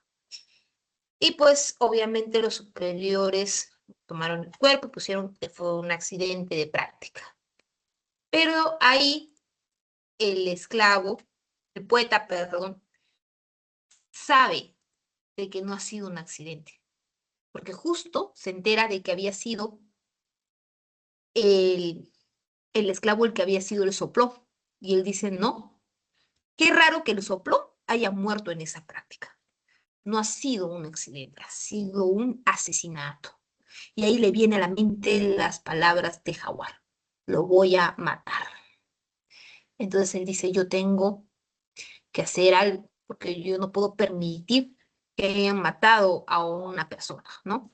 Entonces dice que el pobre poeta se atormenta, no podía dormir porque estaba entre uno, ser soplón, y dos, decir la verdad. Cuando su conciencia no puede más, va donde su superior y le dice, Señor, esto no ha sido un accidente, esto ha sido un asesinato. Y quien mató a este joven ha sido el Jaguar, porque yo le he visto. Y eso no es todo, le dice el Señor. Usted tiene que saber que el Jaguar roba, que el Jaguar tiene en su cuarto cigarrillos, que tiene. Entonces dice que cuando el superior se escucha todo eso no puede creerlo. Y le dice, ¿qué está diciendo? ¿No? Estás acusando a alguien de algo muy grave, ¿no? ¿Tienes idea? Entonces, lo que hace el superior es inmediatamente ir al cuarto y comienza a hacer una requisa. Y dice, pues, que encuentra de todo, pues, chicos, encuentra desde cigarros, desde revista para adultos, hasta encuentra cosas robadas, ¿no? Y ahí, pues, se da una nueva realidad, porque los superiores ven que, efectivamente, había todo, como se dice, una red delincuencial entre los jóvenes, pues, ¿no? Que era difícil de manejar. Entonces, ya, pues ahí vemos pues que también el Jaguar se entera, el Jaguar no puede con la vida, como se dice, y se termina peleando, se agarran a golpes con el cohete, y ya cuando ustedes lleguen a esta parte del capítulo ya van a profundizar un poco más lo que pasa más adelante, ¿no? Pero vamos pues a lo que se ve, ¿no? O sea, vemos solamente la parte superficial, pero vemos lo hondo, ¿no? Que es la parte de, como se dice, de la realidad, ¿no? De lo que pasa en el colegio, donde hay violencia, donde hay corrupción, y que pues eso definitivamente cuando Mario Vargas Llosa lo va a escribir como un reflejo de la sociedad, ¿no? Donde buscamos qué cosa, aparentar pues que mantenemos el orden, aparentamos la apariencia, pero ¿qué hay detrás de todo eso? Pues no, hay todo como se hizo una red, hay toda una verdad. Entonces, tomando en cuenta estos chicos, eh, cuando se hace la investigación del posible asesinato, ¿ya? ¿Cuál va a ser una de las consecuencias? De acuerdo a lo que les he ido contando. ¿Cuál ha sido una de las consecuencias? A ver, por acá han puesto la P. Ya, la peligrosa delación del esclavo hacer que robe el examen de química. A ver, ¿qué me dicen los demás? ¿La B? ¿Sería la B? ¿Qué dice?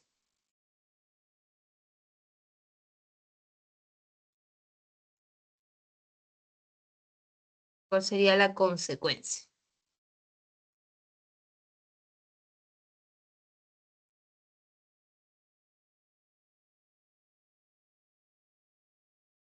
¿Cuál sería su alternativa, chicos?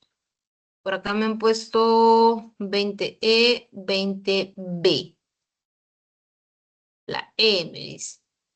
Ajá, claro, una de las consecuencias más grandes es el descubrimiento, pues, del ámbito delincuencial que convivían todos los cadetes, pues, ¿no? O sea, y se da cuenta de que no todo era como se veía, ¿no? Sino que había todo ahí detrás. Muy bien, chicos. 20E. Excelente. Bien, como todavía nos van a quedar unos minutos, les he traído unas preguntas adicionales para que podamos ir desarrollando, ¿ya, chicos? Para ir seguir practicando aquí. A ver, bien, un ratito. Ya, con esta pregunta 21. A ver, Como sé que no lo tienen en su boletín, les voy a dar un tiempo para que lo lean y me planteen la respuesta. Ahí está, pregunta 21. A ver, léelo y me dices cuál sería tu respuesta.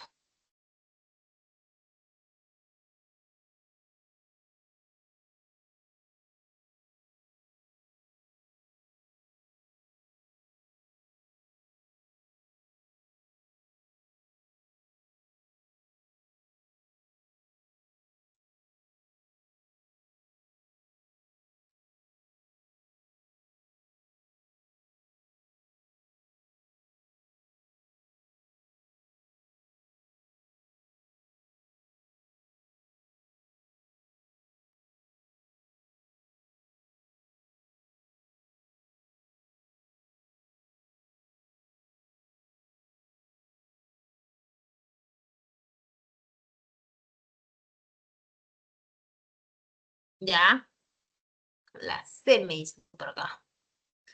La C 21C. Muy bien. Muy bien, chicos. Hablamos definitivamente del experimentalismo vanguardista. ¿No? Uno, pues, por la parte onomatopéyica, el sonido que hace Roeys, ¿no? Para hacer énfasis al elemento tecnológico, igualmente el mencionar como autocarril, el dejar el espacio, ¿no? Ahí hablamos toda esta parte de innovación.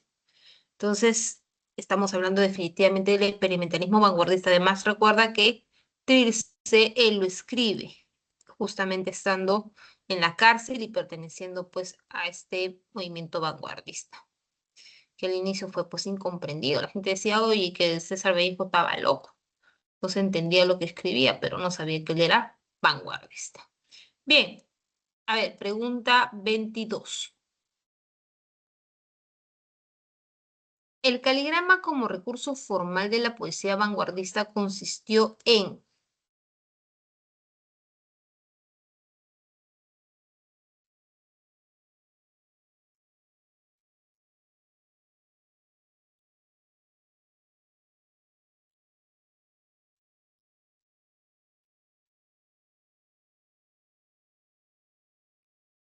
Ujú, muy bien.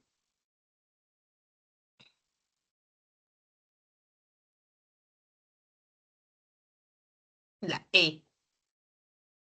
La E, muy bien, muy bien. Recuerden que el caligrama pues era el aprovechamiento de todo este lado espacial, ¿no? Ya lo vieron en la clase anterior cuando, por ejemplo, vimos el poema Reclam, donde veíamos que el escritor escribía así en forma de escalera, lo hacía en forma de V, a veces lo ponía a nivel del costado, hacia el otro costado, ¿verdad? Tenía relación justamente con todo este aprovechamiento de nivel espacial del poema, ¿no?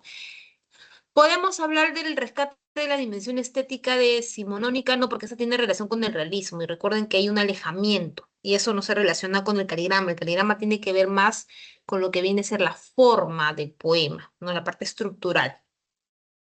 Hay exploración del inconsciente, no porque el inconsciente lo vemos si se trabaja o no con el contenido. Y acá no te está preguntando el contenido, te está hablando de la forma. Igualmente, hablamos de una métrica variada. Recuerden que el verso es libre, pero no vemos un fragmento o una estrofa que nos pueda indicar ello, ¿no? No hay. Entonces, simplemente por eso hablamos del aprovechamiento del nivel espacial. Vamos con la pregunta 23. A ver, esperen, que no me olvide sacar esta respuesta. Espérenme, chicos, un ratito. Olvidé sacar la respuesta de esta pregunta.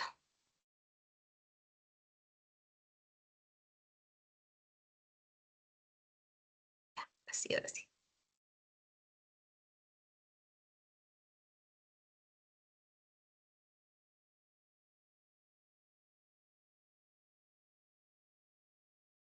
Ya. Ahora sí, hijos. A ver.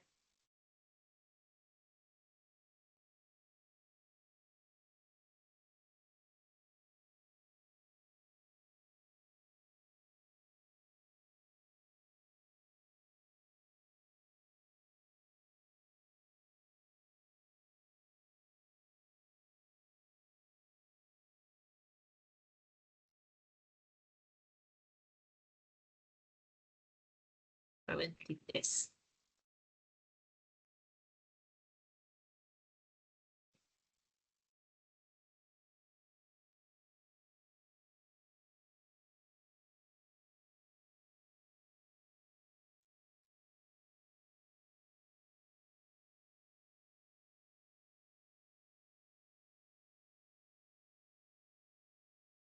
A ver, por acá me dicen la D. Otro me han puesto aquí la A. Ya.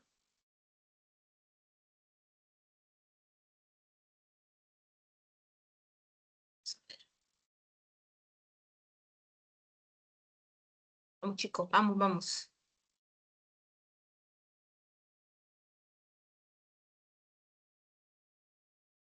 A ver, D, A, ¿qué dicen los demás? Parte de la D y la A, todos están conformes. ¿Quién hace el desempate? A ver. La D, me dice también Brisa, mira, la D. Ok, dadito, a ver, vamos a ver.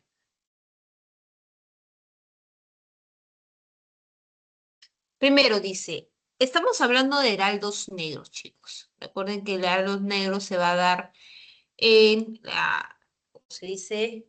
El lado modernista de César Vallejo, ¿no? Y pues ahí se dice pues que tiene estos rasgos modernistas, que además va a tener en la última parte mayor extensión y originalidad, y pues los temas que se van a abarcar definitivamente aquí va a ser el hogar provinciano y la raíz andina, ¿no? Esos son los dos temas que se va a desarrollar. Entonces dice, sobresale en particular la temática referida al hogar de raíz provinciana, por supuesto. Es uno de los temas principales que se va a ver acá en los heraldos negros. Entonces, aprecia la influencia estética, perdón, estilística proveniente de autores modernistas, claro. Fue en su época modernista, ¿no? Se ven ver esos rasgos, esos sesgos. El poemario pues, tiene secciones de gran originalidad. Ojito con esto. ¿Qué poemas él va a escribir en París? A ver, ¿cuáles son los poemarios que él va a escribir en París? ¿Quién se acuerda?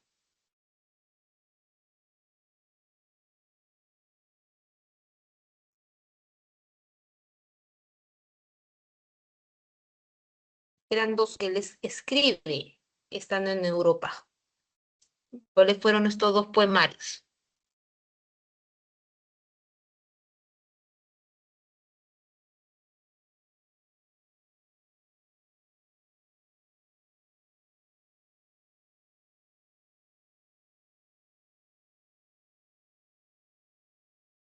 Tristitia. ¿Mm? Ya. Poemarios, acordémonos de los poemarios. Él escribe dos en vida y dos póstumos. Estos dos eran de referencia al compromiso político.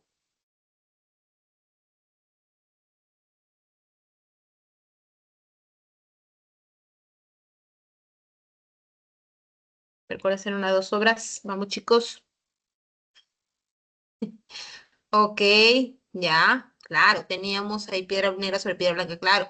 Esos son, pues, está dentro de poemas humanos, ¿verdad? Teníamos dos, España, parte de Mises de Cáliz, y también poemas humanos, ¿no? Así es, muy bien, Rosalinda, ¿no? Entonces, Heraldos Negros va a ser su primera publicación y se va a dar acá, ya no se va a dar en París, ojito con eso.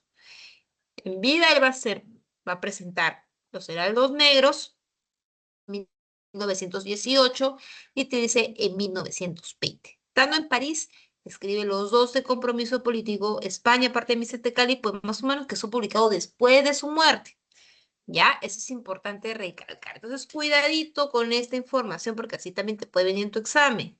Parece que sí, ¿no? Hay sección de gran original. Sí, Los Heraldos Negros se destaca por eso, por su originalidad, pero no fue publicado en París. ¿Ya? Por eso sería falso. ¿Qué más te dice? En algunos poemas se presenta la figura de los padres de primer idilio, claro. Recuerda de que él hablaba mucho de este hogar de raíz provinciana y hacía mención mucho a su mamá y a su papá, ¿no? Y también del sufrimiento de del hombre, ¿no? De su naturaleza. Entonces, ya con ello, tenemos aquí la respuesta que viene a ser la A. 23A. Chicos, 23A. Que por acá, entonces ya corroboramos que no puede ser la D. Listo. Vamos con la siguiente pregunta. Dice, amado sea aquel que tiene chinches, el que lleva zapato roto bajo la lluvia, el que vela el cadáver de un pan con 2 cerillas, el que se coge un dedo en una puerta, el que no tiene cumpleaños, el que perdió su sombra en un incendio, el animal, el que parece un loro, el que parece un hombre, el pobre rico, el puro miserable, el pobre pobre. Acá te está pidiendo deducir característica de esta obra. A ver, ¿qué ha sido marcando?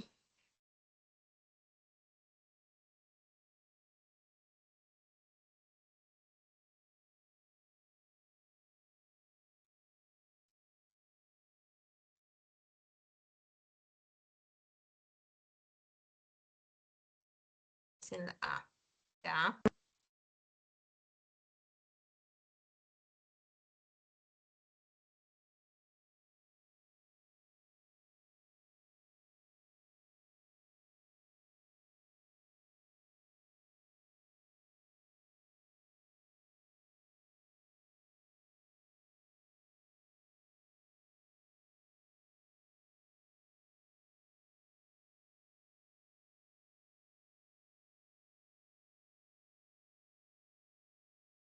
Ah, perdón. Por acá me han estado preguntando qué es idilio. Perdón por no responderte, hija. Idilio hace relación a lo que es los versos, que de alguna manera hablan pues sobre la vida sencilla, hablan de la naturaleza, ¿no? De este ambiente natural, sencillo, armonioso. A eso se refiere con idilio. Bien, para que pueda quedar un poco claro, ¿no? Ya, A o B me ponen acá. Ya, listo. Vamos a ver. Si nosotros revisamos lo que se trabajó esta semana, chicos, específicamente en poemas humanos, se van a percatar que hay ciertas características, como por ejemplo, una de ellas va a ser específicamente en poemas humanos, va a ser sobre el hambre, ¿no? Va a ser sobre la pobreza, también va a hablar un poco del compromiso político, va a hablar también del trabajo como la fuente de solidaridad. Por ahí también vamos a encontrar el cuerpo como espacio de dolor y de liberación. Y también pues habla de la colectividad, ¿no? Que era parte de su desarrollo. Entonces, si te percatas acá, dice amado sea. Acá ya tenemos un mensaje, como se dice, esperanzador. ¿Quién va a ser ese amado? Uno, aquel que tiene chinches. Ya, que está mostrando parte de lo que va a ser bien, ¿no? El que lleva zapato roto. ¿Qué más? El que vela el cadáver de un pan con cerillas. O sea, el que está ahí al pendiente, ¿no? El que se coge un dedo en la puerta. Ajá. Está hablando de dedo. El que no tiene cumpleaños. El que perdió su sombra en un incendio. El animal. El que parece un loro. El que parece un hombre. El pobre rico, el puro miserable. Y el pobre pobre. Entonces, aquí una de las cosas que él más va a llamar la atención es el hecho de enfocar, pues, como se dice, el cuerpo, en el sentido de que el cuerpo va a ser, pues, ese espacio de dolor, que acá te lo dice, ¿no? Uno, el que va a tener chinches, el que va a llevar el zapato roto, el que va a coger un dedo en una puerta. Ahí que estamos viendo representaciones de aspectos corporales que va a tener la persona. Ahora, por acá también se puede ver que también puede ser la alternativa B, por el hecho que dice que hay anáforas. Y sí, pues hay anáforas como el que, el que, el que, el que, el que. Pero yo te pregunto, ¿dónde evidencio las exclamaciones?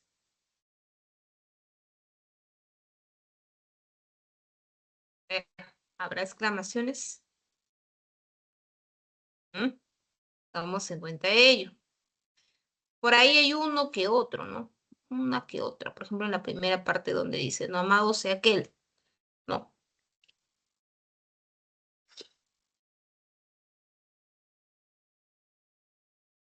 Pero acá dice, chicos, creo que me pasé. Ya. Pero acá dice, ¿no? Para solidarizarse con el dolor del pobre, ¿ya? Ahora, si yo te digo, amado sea, ¿habla de sufrimiento o habla de solidarizarse? Si tú dices, amado sea, ¿hay esperanza o no hay esperanza?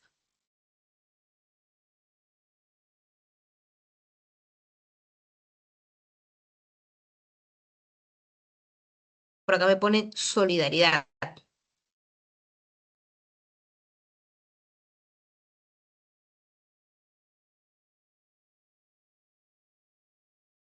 ¿Ya? Hablamos de la solidaridad con el dolor del pobre, ¿no? El pobre que tiene chinches, el que tiene zapato roto, el que tiene un dedo, el que se coge pues, el dolor del dedo en la puerta, ¿no? Pero acá hay un aspecto, chicos, que es que está utilizando él para mostrar el sufrimiento del pobre. ¿Qué está mostrando él aquí?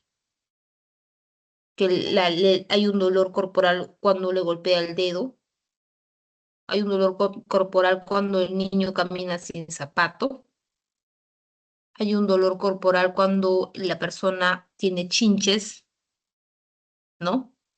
Entonces, ¿qué menciona? Que el hombre acá en este caso está sufriendo, ¿no? Entonces, si te dice característica, no temática, ojo, característica de esta obra, estaremos enfocándonos en las imágenes corporales, ¿ya? Ojito con esto, las imágenes corporales. Vamos ahora con esta pregunta 25. Está más que nada relacionado con el posmodernismo. A ver, ¿cuál sería tu respuesta en la pregunta 25?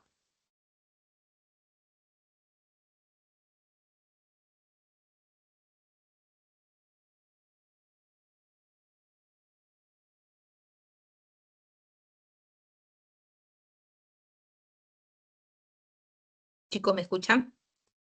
Ya terminamos con este, ¿sí? Con la pregunta 25.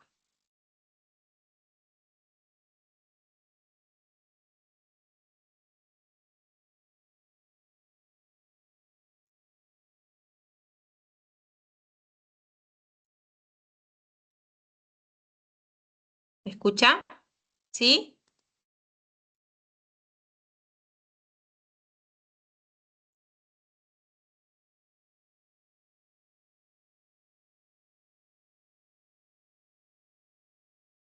Chicos, allá.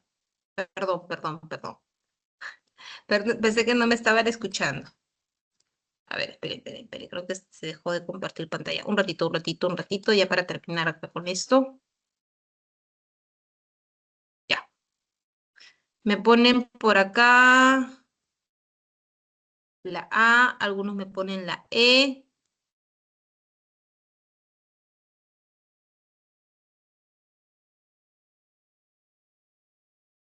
Ya, vamos a ver.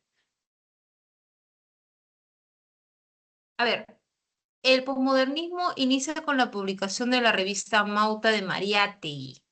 Tengamos en cuenta que Amauta va a aparecer después, en esa parte de posmodernismo, si bien estos son los inicios de Mariátegui, pero todavía no hablamos de la revista Amauta como tal, ya porque eso va a aparecer después del posmodernismo. Se desarrolló en paralelo con el modernismo y el vanguardismo. Saben ustedes que no fue paralelo, fue la transición de ambos, ¿verdad? En la transición de ambos. Pues acá también sería falso. Aparece en un contexto de fatiga de la literatura modernista. Claro, ya ustedes saben la tesis, ¿no? En esta tesis, pues, donde justamente Barnechea dice, pues, que era muy repetitivo, que era como que se dice muy clasista, entonces ya, habla de esta fatiga, ¿no? Que buscaba, pues, una nueva innovación, es verdadero. Entre los autores más destacados está José Gálvez Barnechea. José Gálvez Barnechea comenta sobre el posmodernismo, pero no ha sido el más destacado. Los otros destacados, pues tenemos, ya saben, a Abraham Valdomar, a Egure, ¿no? Más a Abraham Valdomar porque fue el que lideró, pues, el famoso movimiento Colonia, ¿ya? Entonces acá también sería, entonces tenemos falso, falso, verdadero, falso. La alternativa aquí sería la B. B de besito. Bien, chicos, ha sido realmente un gusto compartir con ustedes hoy. Les agradezco por el tiempo. Transición, sí, una etapa de transición, pero acá habla de paralelo. Habla de lo que es el paralelo. O sea, que se dio a la par entre el modernismo y el vanguardismo. No fue paralelo, fue en el centro, periodo corto de esa transición. Por eso aquí sería falso. Pero sí coexistió claro, todavía en el posmodernismo había ciertos rasguitos por ejemplo, Guren todavía va a mantener algunos rasgos del modernismo, ¿no?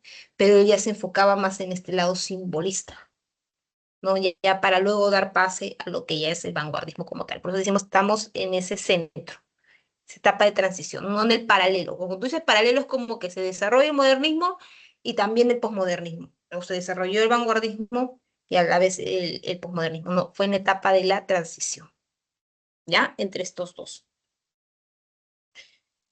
Bien, les agradezco el tiempo, chicos, y que tengan un lindo fin de semana. Bien, nos estamos viendo quizás en otra oportunidad. Cuídense.